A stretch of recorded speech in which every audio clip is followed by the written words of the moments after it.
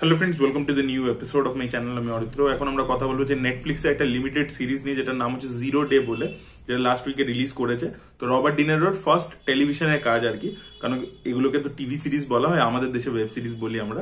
তো web series আর কি প্রথম কাজ রবার্ট ডিনেরো, এবং রবার্ট ডিনেরো মুভি থেকে প্রথমবার আর কি অনলাইন কন্টেন্টে মুভ করেছেন। তো আমি এক্সাইটেড ছিলাম দেখার জন্য, তো আমি কমপ্লিট করে ফেলেছি। 6টা এপিসোড রয়েছে, লিমিটেড সিরিজ। এটা মানে একটা সিজনের মধ্যেই গল্প কমপ্লিট হয়ে যায়, এবং প্রতিটা এপিসোড প্রায় প্রায় ঘন্টার কাছাকাছি, 1 ঘন্টার কাছাকাছি। তো আপনাকে অ্যারাউন্ড ওই 6 ঘন্টার মতো দিতে হবে পুরো সিরিজটা দেখার জন্য, এবং হিন্দি ডাবিং এ অ্যাভেলেবেল আছে। বাট আমি বলবো যে রবার্ট ডিনেরোর পারফরমেন্সের মজা যদি নিতে চান তাহলে ইংলিশেই দেখুন। হিন্দিতে মোটামুটি এসেন্সটা ওরা ঠিকঠাকই ক্যাপচার করেছে। আমি কিছু কিছু জায়গায় সুইচ করে করে শুনছিলাম, বাট ইংলিশেই আর কি বেশি মজা পাবেন আর কি। এবার যদি আমি সিরিজটার মধ্যে চলে আসি, গল্পটা আমরা দেখতে পাচ্ছি যে একজন রবার্ট ডিনেরো একজন এক্স প্রেসিডেন্ট, যে এখন রিটায়ারমেন্টে রয়েছে। এবার ইউএস এর উপর একটা সাইবার অ্যাটাক হয়েছে, যেটার জন্য প্রচুর মানুষ মারা গেছে। পুরো ওদের যে সিস্টেমটা আছে, ব্যাংকিং নেটওয়ার্ক থেকে শুরু করে সবকিছু আর কি পুরোপুরি বন্ধ হয়ে গেছে। তো একটা নতুন কমিটি তৈরি করা হয়েছে, এবং যে সেই সময়কার আর কি প্রেসিডেন্ট, সেই এক্স প্রেসিডেন্টকে ডেকে পাঠিয়েছে, তাকে আর কি পুরো রেসপন্সিবিলিটি হাতে দিয়েছে যে আপনি এই অ্যাসোসিয়েশনটাকে আর কি চালান, এবং এই ইনভেস্টিগেশনটা করুন, এবং খুঁজে বার করুন যে এই সাইবার অ্যাটাকের পিছনে কে রয়েছে। এবার রবার্ট ডিনেরো কিভাবে ফিগার আউট করবে, কি করবে, এবং তার সাথে এই ক্যারেক্টারটা আপনারা জানেন এটা একটা কমন ট্রোপ হয়ে থাকে। এটা একটা পলিটিক্যাল থ্রিলার সিরিজ। তো থ্রিলার যে কোনো গল্পের মধ্যে একটা ট্রোপ হয়ে থাকে যে এই ইনভেস্টিগেশন করছে তার কিছু পার্সোনাল লাইফে ক্রাইসিস থাকবে। তো এর মেয়ের সাথে একটা সম্পর্ক, সেটার মধ্যে একটা কমপ্লেক্সিটি আছে। অন্যদিকে আমরা দেখতে পাচ্ছি রবার্ট ডিনেরো ক্যারেক্টারটা কিছু সাইকোলজিক্যাল ইস্যুসও রয়েছে। তো সেগুলো মানে পার করে সে কিভাবে, মানে একটা পার্সোনাল লাইফের ক্রাইসিসও রয়েছে, আর একদিকে নেশনের ক্রাইসিস রয়েছে। তো আলটিমেটলি সে কিভাবে সলভ করবে, কি করবে, সেটা নিয়ে পুরো সিরিজটা। এবার দেখুন, এই সিরিজটা স্টার্ট যখন হয়েছিল না, আমার ব্যাপক লাগছিল। প্রথম দুটো এপিসোড, ইভেন আমি বলবো থার্ড এপিসোড অব্দি খুবই গ্রিপিং ন্যারেটিভটা। ফার্স্ট এপিসোডটা তো খুবই ভালো, সবকিছু সেট আপ করে দেয়, অনেক কিছু দেখিয়ে দেয়। এই যে সাইকোলজিক্যাল ব্যাপারটা বললাম, এই যে অ্যাটাকটা, থ্রেটটা, সেটাকে কত তাড়াতাড়ি ফিগার আউট করতে হবে, না হলে কি হয়ে যাবে, সেই ব্যাপারগুলো খুব সুন্দর করে সেট আপ করে দেয়। তো প্রথম দিকটা কিন্তু খুব সুন্দর, একটা ফাস্ট পেসে জিনিসটা মুভ করছিল, দেখতেও ভালো লাগছিল। তার সাথে রবার্ট ডিনেরোর পারফরমেন্স খুব ভালো। বাই দ্য ওয়ে, হাইলাইট কিন্তু রবার্ট ডিনেরোর পারফরমেন্স খুব ভালো। এবং আপনারা ব্রেকিং ব্যাড যারা দেখেছেন, সেখানে জেসি প্লেমন্স, যে টড বলে ক্যারেক্টারটা প্লে করেছিল, তো সেও এখানে রয়েছে। সে রবার্ট ডিনেরোর বডিগার্ডের চরিত্র প্লে করছে, এবং তার কাজও কিন্তু ভালো। এবং তার মেয়ে, রবার্ট ডিনেরোর মেয়ের যে চরিত্র করেছে, তার পারফরমেন্সও খুব ভালো। তো পারফরমেন্স অ্যাকচুয়ালি সিরিজের মধ্যে খুবই ভালো।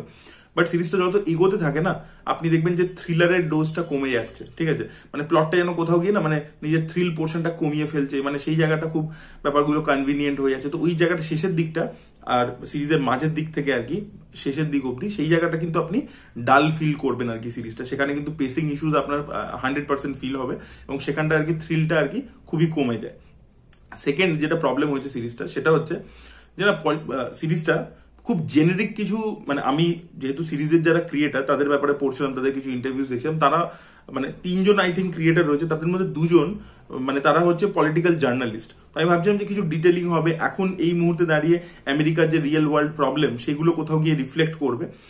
সেটা কিছুটা স্তরে গিয়ে করে, যে একটা ধরুন আপনার হাতে প্রচুর পাওয়ার এসে গেছে, তো আপনি কতটা লেভেল অব্দি গিয়ে একটা সিটিজেনের লাইফ কন্ট্রোল করতে পারবেন, কতটা এই পাওয়ারটাকে ইউজ করতে পারবেন। তো সেইগুলো কিছু কমেন্টারি আছে, কিন্তু এগুলো না খুব জেনেরিক ব্যাপার। এটা ধরুন ওই এনিমি অফ দ্য স্টেট বলে যে এটা হয়েছিল, উইল স্মিথের ছবি হয়েছিল, সেগুলোতে অলরেডি আমরা এই ধরনের জিনিসপত্র দেখে ফেলেছি। তো যে ট্রোপস গুলো ব্যবহার করা হয়েছে পলিটিক্যাল, সেগুলো খুব জেনেরিক, একটা পয়েন্টের পরে খুব জেনেরিক লাগবে আপনার, এবং মনে হবে না যে এটা পার্টিকুলারলি এই এরার আমেরিকাকে ক্যাপচার করছে, বা কোনোভাবে এসেন্সটাকে, যেটা আমেরিকান একটা সিরিজ বা সিনেমার পলিটিক্যাল থ্রিলার যদি হয়ে থাকে, সেটা যেটা করে যে সেটা ওই টাইম স্পেসটাকে খুব সুন্দর করে ক্যাপচার করতে পারে, সেটা কিন্তু এই সিরিজটা করতে পারে না। খুব জেনারিক একটা জায়গাতে চলে যায়, এবং কিছু কিছু জায়গাতে খুব প্রেডিক্টেবিলিটিতে ভোগে, এবং ক্যারেক্টারগুলোর আর্ক গুলো না ভালো করে এস্টাবলিশ নয়। অনেক ক্যারেক্টার্স আছে যেগুলো খুব মানে জেনারিক জিনিসপত্র করছে, আগেন খুব জেনারিক ক্যারেক্টার্স, এবং আপনি আশা করছেন যে তারা এইভাবেই বিহেভ করবে, এবং সেইভাবেই তারা বিহেভ করছে, এবং সেই জায়গাটা আর কি দেখতে আর কি অতটা মজা লাগছিল না।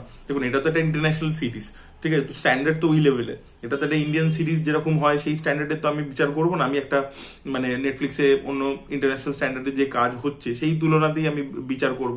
তো সেখান থেকে দাঁড়িয়ে আর কি সিরিজটা স্টার্ট হয়েছিল খুব ভালো, বাট পরবর্তীকালে থ্রিল কম, জেনারিক হয়ে যায় ব্যাপারটা, ক্যারেক্টার আর ভালো করে ফ্লেশড আউট নয়, এবং সিরিজে সেটাই খুব প্রাইমারি জিনিস, যে আপনার ক্যারেক্টারগুলো ওয়েল ফ্লেশড আউট থাকতে হবে, তো সেটাও থাকে না।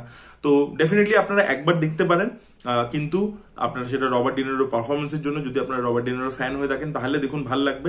এবং প্রথম দিকের এপিসোডগুলো অ্যাকচুয়ালি খুবই ইন্টারেস্টিং, খুব টান টান একটা ব্যাপার রয়েছে, বাট পরের দিকে গিয়ে আর কি ব্যাপারটা অতটা জমে না। তো আমার যেটা অনেস্টলি ফিল হলো আমি সেটাই বললাম। যারা দেখেছেন জিরো ডে তাদের কি বক্তব্য অবশ্যই কমেন্টে জানাবেন। আচ্ছা বাই দ্য ওয়ে, আরো একটা পজিটিভ জিনিস হচ্ছে পুরো প্রোডাকশন ভ্যালুটা প্রচন্ড হাই রয়েছে, যেহেতু রবার্ট ডিনেরোর ডেবিউ, তাই জন্য আর কি নেটফ্লিক্স প্রচুর খরচা করেছে। তো আপনার কখনোই দেখবার সময় আর কি একটা ওয়েব সিরিজের মতো ফিল আসবে না, মনে হবে একটা প্রপার সিনেমার যে প্রোডাকশন কোয়ালিটি আছে সেটা আপনি ফিল করতে পারেন। তো খরচা করে সেই জিনিসপত্র করা হয়েছে আর কি, মানে সেটা আপনি ফিল করতে পারবেন। তো সেগুলো ভালো, বাট যেটা বললাম আর কি সিরিজটার প্রবলেমস গুলো বললাম। তো আপনারা যারা দেখেছেন জানাবেন অবশ্যই ফিডব্যাক, আর আপনারা যদি দেখতে চান তো দেখতে পারেন। আগেন আমি যেগুলো বলে দিলাম, এবার আপনাদের চয়েস আর কি। So that was it guys, thank you so much, bye by.